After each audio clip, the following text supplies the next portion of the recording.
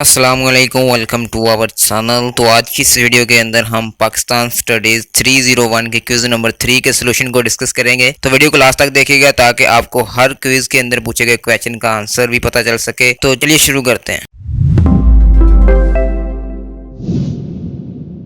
Welcome back जी। तो सबसे पहले मैं आपको ये बताता जाऊँ, ये वाला क्विज जो है ये आपके लेक्चर नंबर 16 से लेकर लेक्चर नंबर 20 में से आया है। यानी कि आपको लेक्चर नंबर 16 से लेकर लेक्चर नंबर 20 तक के जो लेक्चर हैं उनको आपको तैयार करना पड़ेगा, तभी आप ये वाला क्विज जो है वो अटेम्प्ट कर सकते हैं। लेकिन ये कि आप उस 5 लेक्चर को तैयार करें उससे पहले आपने इस वीडियो को लाजमी देख लेना है, ताकि इस वीडियो के अंदर जो पूछे गए क्वेश्चन है वहां से आपको इस चीज़ का अंदाजा हो सके कि वो हमारे पास जो क्विज के अंदर क्वेश्चन पूछ रहा है वो किस नौयत के हैं, वो किस टाइप के हैं। तो सबसे पहले जो यहाँ पे क्वेश्चन पूछा जाता है वो कुछ इस तरह से था जी कि which language was suggested by Quaide Azam as the national language to create unity and harmony in Pakistan. Quaide Azam Mohammad Ali Jinnah ने वो कौन सी ज़बान थी जिसको उसने नेशनल लैंग्वेज कहा था, ताकि जो मुसलमान हैं जाके जो पाकिस्तान के रहने वाले लोग हैं उनके दरमियान में एक यूनिटी और हारमोनी पैदा हो सके। तो कायदे आजम मोहम्मद अली जिन्ना ने किस ज़बान को नेशनल लैंग्वेज करार दिया था ताकि पाकिस्तान के अंदर जो है वो यूनिटी और हारमोनी पैदा हो सके। तो उसका जो सही आंसर था वो यहाँ पे उर्दू बनता था, क्योंकि कायदे मोहम्मद अली जिन्ना ने 1948 के अंदर अपने आखिरी खुतबे के अंदर यही कहा था कि उर्दू को जो है वो आपने नेशनल लैंग्वेज कंसीडर करना है। तो इसका राइट आंसर भी अगर आप अपने हैंड आउट से देखना चाहते हैं तो मैं आपको यहाँ पे शो कर देता हूँ। तो ये नेशनल लैंग्वेज इशू वाला जिस जहाँ पे मैंने रेड लाइन के साथ जो है वो टिक मार्क भी किया हुआ, तो यहाँ पे आप क्लियरली देख सकते हैं कि इन 1948 and Jinnah declared that Urdu would be the national language but provinces could use their language। तो इसलिए इसका जो राइट आंसर होगा वो यहाँ पे उर्दू होगा। इस अगर हम क्वेश्चन नंबर 2 की बात करते हैं जी, तो वो कुछ इस तरह से था जी कि which act was modified and promulgated as the internal constitution of Pakistan. कि वो कौन सा एक्ट था जिसके अंदर जो है वो हमने मॉडिफिकेशन करके उसको जो है वो पाकिस्तान का पहला आइन बनाने की कोशिश की गई थी। तो यहाँ पे जो ऑप्शन आ जाते हैं जी, Indian council act 1935, none of them Indian independence act 1947 और फिर गवर्नमेंट ऑफ इंडिया एक्ट 1935। तो इसलिए इसका जो राइट आंसर वहाँ पे बनता है वो हमारे पास गवर्नमेंट ऑफ इंडिया एक्ट 1935 बनता है, क्योंकि यही वो एक्ट था जिसके अंदर जो है वो उस वक्त थोड़ी सी मॉडिफिकेशन की गई थी और इसको जो है वो पाकिस्तान बनने के फ़ौरन बाद जो है वो इसको आइन के तौर पे, इसको कानून साज के तौर पे इम्प्लीमेंट करवा दिया गया था। तो इसलिए इसका जो राइट आंसर है, अगर आप अपने हैंडआउट्स के अंदर भी देखेंगे तो यहाँ पे आप देख सकते हैं लेक्चर नंबर 17 के स्टार्ट में ही यहाँ पे उसने ये वाली लाइन लिख दी है कि the government of Indian act was modified and promulgated in the newly state of Pakistan. तो इसलिए इसका जो राइट आंसर है वो आपने गवर्नमेंट ऑफ इंडिया एक्ट 1935 को जो है वो वहाँ पे सिलेक्ट कर लेना है। इसके बाद अगर हम क्वेश्चन नंबर 3 की बात करते हैं तो all India Muslim league leaders were not in favour of dash. कि जो ऑल इंडिया मुस्लिम लीग के जो लीडर थे वो किस किस्म की स्टेट की फेवर में नहीं थे, यानी कि वो किस किस्म की स्टेट के खिलाफ थे, तो ये हमने बताना था। तो यहाँ पे जो ऑप्शन थे वो सबसे पहले आ जाता है जी कि मॉडर्न स्टेट, नंबर 2 आ जाता था जी कि न्यूट्रल स्टेट, मॉडरेट स्टेट या फिर ऑर्थोडॉक्स स्टेट। तो इसका जो राइट आंसर है वो यहाँ पे ऑर्थोडॉक्स स्टेट बनता है, क्योंकि जो ऑल इंडिया मुस्लिम लीग के लीडर थे वो ऑर्थोडॉक्स स्टेट के खिलाफ थे। तो इसका राइट आंसर भी अगर आप अपने हैंडआउट्स के अंदर देखेंगे तो यहाँ पे आप क्लियरली देख सकते हैं कि यहाँ पे मैंने रेड मार्क के साथ जो है वो टिक मार्क लगाया हुआ है कि द AIML लीडर यानी कि All India Muslim League leader were modernist Muslim not in favour of an orthodox religious state. कि जो ऑल इंडिया मुस्लिम लीग के जो मेंबर्स थे, जो लीडर थे, वो ऑर्थोडॉक्स रिलीजियस स्टेट के खिलाफ थे, वो उसकी फेवर में नहीं थे। तो इसलिए इसका जो राइट आंसर होगा वो वहाँ पे ऑर्थोडॉक्स स्टेट होगा। क्वेश्चन नंबर 4 की बात कर रहे हैं कि what lies in the western democracy, queen, none of the them, parliament या फिर पीपल। तो यहाँ पे वो कहता है कि जो हमारे पास वेस्टर्न डेमोक्रेसी होती है उसके अंदर सबसे ज़्यादा जो इम्पोर्टेंस है वो किसको दी जाती है, वो क्वीन यानी कि मलका को दी जाती है, वो पार्लियामेंट को दी जाती है, वो लोगों को दी जाती है, या किसी को भी नहीं दी जाती। तो यहाँ पे इसका जो राइट आंसर होगा वो यहाँ पे पीपल होगा, क्योंकि जो हमारे पास वेस्टर्न डेमोक्रेसी है उसका जो बेसिक प्रिंसिपल है वो है ही ये कि वहाँ पे जो अथॉरिटी होगी वो सारी की सारी पीपल के होगी, यानी कि लोगों के पास होगी। तो इसलिए अभी राइट आंसर अगर आप अपने हैंडआउट्स के अंदर देखेंगे तो यहाँ पे आपको मिल जाएगा the western democracy gives the notion that sovereignty lies in the people. कि जो सॉवरेनिटी है जो हमारे पास वेस्टर्न डेमोक्रेसी है वो किस में है जी, वो लोगों के अंदर है, वो लोगों के अंदर अथॉरिटी पाई जाती है। तो इसलिए इसका जो राइट आंसर होगा वो वहाँ पे पीपल होगा। अगर हम क्वेश्चन नंबर 5 की बात करते हैं तो according to the objective resolution के जो हमारे पास करारदाद मकासद थी, जो ऑब्जेक्टिव रेजोल्यूशन थी, the sovereignty belongs to whom. कि जो सॉवरेनिटी है वो किस से बिलोंग करती है। तो पहला ऑप्शन था हमारे पास पीपल के, दूसरा ऑप्शन था नन ऑफ देम, थर्ड आ जाता था पार्लियामेंट और चौथा था क्वीन।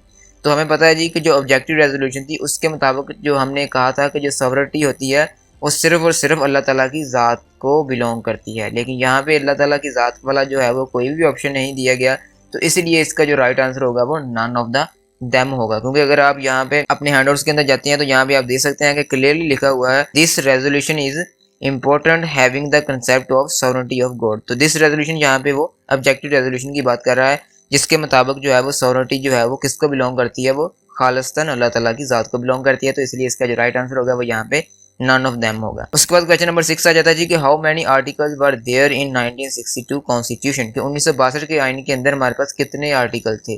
तो इसके अंदर हमारे पास ऑप्शन आ जाते हैं जी कि 250 आर्टिकल थे, 234 आर्टिकल थे, 243 आर्टिकल थे या फिर 225 आर्टिकल थे। तो आपने याद कर लेना है कि जो 1962 का आइन था उसके अंदर हमारे पास टोटल 250 आर्टिकल शामिल किए गए थे और उसमें जो है वो 5 सेक्शन थे।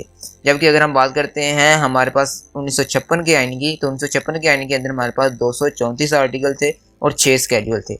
लेकिन क्योंकि हमने यहाँ से उसने 1962 यानी कि 1962 के आइन का पूछा है, तो इसलिए इसका जो राइट आंसर होगा वो 250 आर्टिकल होगा। तो इसका भी राइट आंसर अगर आप अपने हैंडआउट्स के अंदर देखेंगे तो यहाँ पे मिल जाएगा।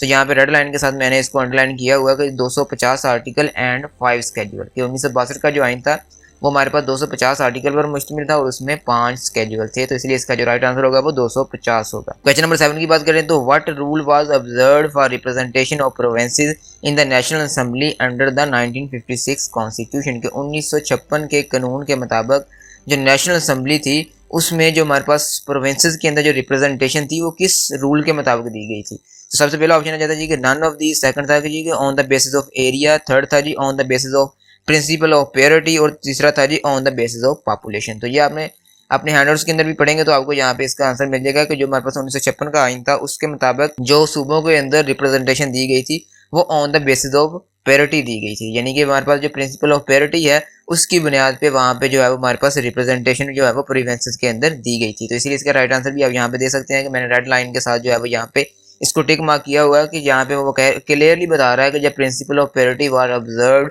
फॉर रिप्रेजेंटेशन, के रिप्रेजेंटेशन के लिए जो है वो प्रिंसिपल ऑफ पेरिटी को ऑब्जर्व किया गया था, उसको फॉलो किया गया था। तो इसलिए इसका जो राइट आंसर होगा वो प्रिंसिपल ऑफ पेरिटी होगा। क्वेश्चन नंबर 8 आ जाता है जी कि इन विच कोर्ट मौलवी Tamizuddin challenge the dissolution of first constitution assembly, कि जो हमारे पास पहली कानून साज असेंबली बनी थी उसका जो चैलेंज किया था मौलवी तमीजुद्दीन ने वो कौन से कोर्ट के अंदर किया था। तो वो हमारे पास आ जाता है जी कि पंजाब हाई कोर्ट के अंदर किया था, सिंध हाई कोर्ट के अंदर किया था, पेशावर हाई कोर्ट के अंदर किया था या फिर सुप्रीम कोर्ट के अंदर किया था। तो इसका जो राइट आंसर होगा वो हमारे पास सिंध हाई कोर्ट होगा, क्योंकि सिंध हाई कोर्ट ही था जहां पे मौलवी तमीजुद्दीन ने फर्स्ट कॉन्स्टिट्यूशनल असेंबली की मुखालफत की थी, उसको चैलेंज किया था। तो इसका भी राइट आंसर आपको आपके हैंडआउट्स के अंदर मिल जाएगा। तो यहाँ पे आप देख सकते हैं कि मैंने रेड लाइन के साथ जो है इसको टिक मार्क किया हुआ है कि सिंध कोर्ट बाय मौलवी तमीजुद्दीन, यानी कि द फर्स्ट कॉन्स्टिट्यूशनल असेंबली, यानी कि CA का मतलब यहाँ पे है constitutional assembly that was challenge in the Sindh court by मौलवी तमीजुद्दीन। ठीक है जी, तो इसका राइट आंसर मौलवी तमीजुद्दीन होगा,